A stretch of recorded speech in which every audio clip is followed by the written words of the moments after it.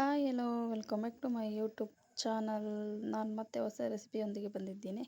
ಬನ್ನಿ ಯಾವ ಥರ ಇರುತ್ತೆ ಏನು ವಿಡಿಯೋ ನೋಡ್ಕೊಂಬರೋಣ.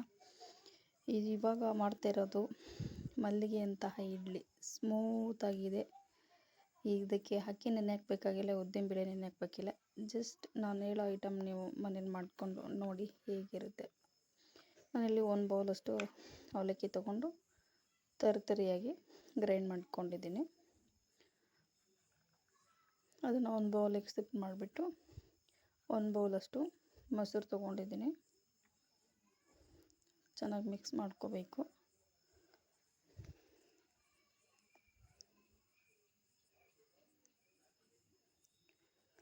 ನೆಕ್ಸ್ಟ್ ನಾನಿಲ್ಲಿ ಇಡ್ಲಿ ರವೆ ತೊಗೊಂಡಿದ್ದೀನಿ. ಇದು ಅಷ್ಟೇ 1 ಕಪ್ಪಷ್ಟು. ಹಾಗೆ ರುಚಿ ತಕ್ಕಷ್ಟು ಸ್ವಲ್ಪ ಉಪ್ಪು ಮತ್ತು ಸ್ವಲ್ಪ ನೀರು. ಇದನ್ನು ಚೆನ್ನಾಗಿ ಮಿಕ್ಸ್ ಮಾಡ್ಕೋಬೇಕು.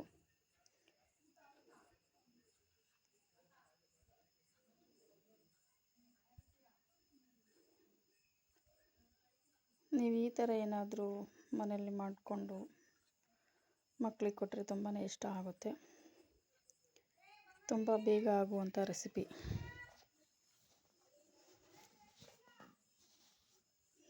ಸ್ವಲ್ಪ ಮತ್ತೆ ನೀರು ಹಿಡಿಯುತ್ತೆ, ನೀರು ನೋಡಿಕೊಂಡು ಕಲಿಸ್ಕೋಬೇಕು ಹಿಟ್ಟನ್ನು. ಇವಾಗ ಸ್ವಲ್ಪ ಒಂದು ಅರ್ಧ ಗಂಟೆನ ನಾವಿಲ್ಲಿ ನೆನೆಯೋದಕ್ಕೆ ಬಿಡೋಣ. ಹಾಗೆ ಇದಕ್ಕೆ ಬೇಕಾಗಿರೋದು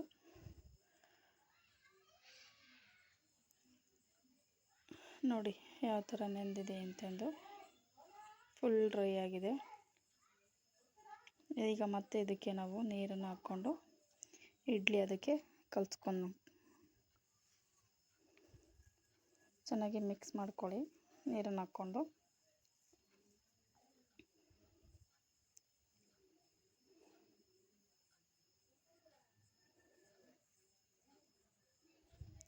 ಬೆಳಗ್ಗೆ ಎದ್ದ ತಕ್ಷಣ ಏನು ಮಾಡಬೇಕು ಅನ್ನೋದೊಂದು ಇರುತ್ತಲ್ವ. ಸೊ ಈ ಥರ ಬೇಗನೆ ರೆಡಿ ಮಾಡ್ಕೋಬೋದು. ಇಲ್ಲಿ ನಾನು ಅಡುಗೆ ಸೋಡಾ ಒಂದು ಸ್ವಲ್ಪ ಹಾಕ್ಕೊತಾ ಇದ್ದೀನಿ.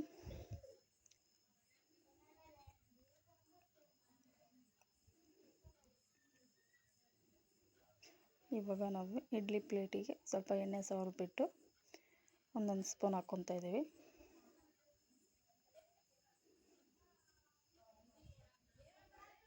ಇವಾಗ ನಾವು ಇಡ್ಲಿನ ಬೇಯೋದಕ್ಕೆ ಇಟ್ಕೊಂಡ್ಬಿಡೋಣ. ಇಲ್ಲಿ ಈ ಕಡೆ ಇಡ್ಲಿ ಬೇಯ್ತಿದ್ದಂಗೆ ಇದಕ್ಕೆ ಕಾಂಬಿನೇಷನ್ ಕಾಯಿ ಚಟ್ನಿ, ಅದನ್ನು ಅಷ್ಟೇ ರೆಡಿ ಮಾಡ್ಕೊಂಡ್ಬಿಡೋಣ. ನೋಡಿ ಇಡ್ಲಿನೂ ಬೆಂದಾಗಿದೆ. ಇವಾಗ ಕಾಯಿ ಚಟ್ನಿ.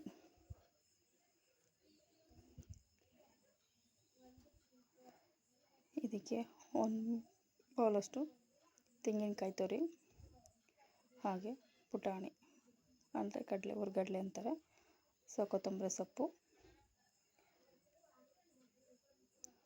ಹಾಗೆ ಪುದೀನ ಸೊಪ್ಪು, 3 ಮೆಣಸಿನ್ಕಾಯಿ. ಖಾರ ನಿಮಗೆ ಎಷ್ಟು ಬೇಕಷ್ಟು ನೋಡಿಕೊಂಡು ಹಾಕ್ಕೊಬೋದು. ಹಾಗೆ ಇಲ್ಲಿ ನಿಂಬೆ ಹುಳಿ ಹಾಕ್ಕೊತಿದ್ದೀನಿ ಮತ್ತು ರುಚಿ ತಕ್ಕಷ್ಟು ಉಪ್ಪು, ಸ್ವಲ್ಪ ನೀರು. ಇವಾಗ ಗ್ರೈಂಡ್ ಮಾಡ್ಕೊಂಬಿಡೋಣ. ನುಣ್ಣಗೆ ರುಬ್ಕೋಬೇಕು.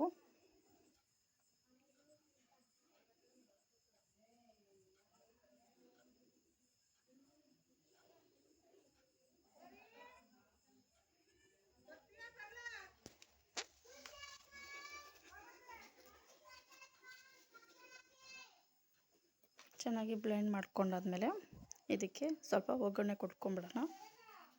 ಒಂದು ಬೌಲಿಗೆ ಸಿಪ್ ಮಾಡಿಕೊಂಡು ಒಗ್ಗರಣೆ ಕೊಟ್ಕೊಳ್ಳೋಣ.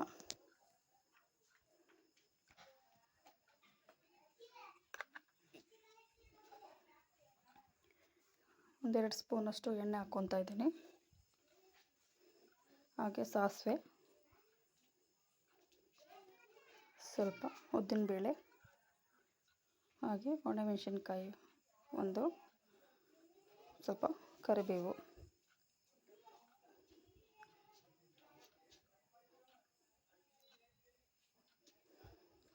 ಈಗ ಕಾಯಿ ಚಟ್ನಿ ರೆಡಿ ಆಯಿತು. ಹಾಗೆ ಇಡ್ಲಿನ ಇಲ್ಲಿ ಬೆಂದಾಗಿದೆ. ಸೊ ಇನ್ನೊಂದು ನನ್ನ ಚಾನಲ್ಗೆ ಯಾರ್ಯಾರು ಸಬ್ಸ್ಕ್ರೈಬ್ ಆಗಿಲ್ಲ ಪ್ಲೀಸ್ ಸಬ್ಸ್ಕ್ರೈಬ್ ಮಾಡ್ಕೊಳ್ಳಿ. ಹಾಗೆ ನನ್ನ ವಿಡಿಯೋ ಇಷ್ಟ ಆಯಿತು ಅಂದರೆ ಪ್ಲೀಸ್ ಒಂದು ಲೈಕ್ ಮಾಡಿ ಮತ್ತು ಕಮೆಂಟ್ಸ್ ಮಾಡಿ. ಪಕ್ಕದಲ್ಲಿರೋ ಬೆಲ್ಲೈಕನ್ನು ಪ್ರೆಸ್ ಮಾಡಿದರೆ ನನ್ನೆಲ್ಲ ವಿಡಿಯೋಗಳು ನಿಮಗೆ ನೋಟಿಫಿಕೇಷನ್ ಆಗಿ ಬರುತ್ತೆ. ಈ ಥರ ರೆಸಿಪಿ ಮತ್ತೆ ತೊಗೊಂಡು ಬರ್ತೀನಿ. ಓಕೆ, ತುಂಬ ಅಂದರೆ ತುಂಬ ಟೇಸ್ಟಿಯಾಗಿರುತ್ತೆ. ನೀವು ಮನೇಲಿ ಒಂದ್ಸಲ ಮಾಡಿಕೊಂಡು ಟೇಸ್ಟ್ ಹೇಗಿದೆ ಅಂತ ಕಮೆಂಟ್ ಮಾಡಿ. ಬಾಯ್.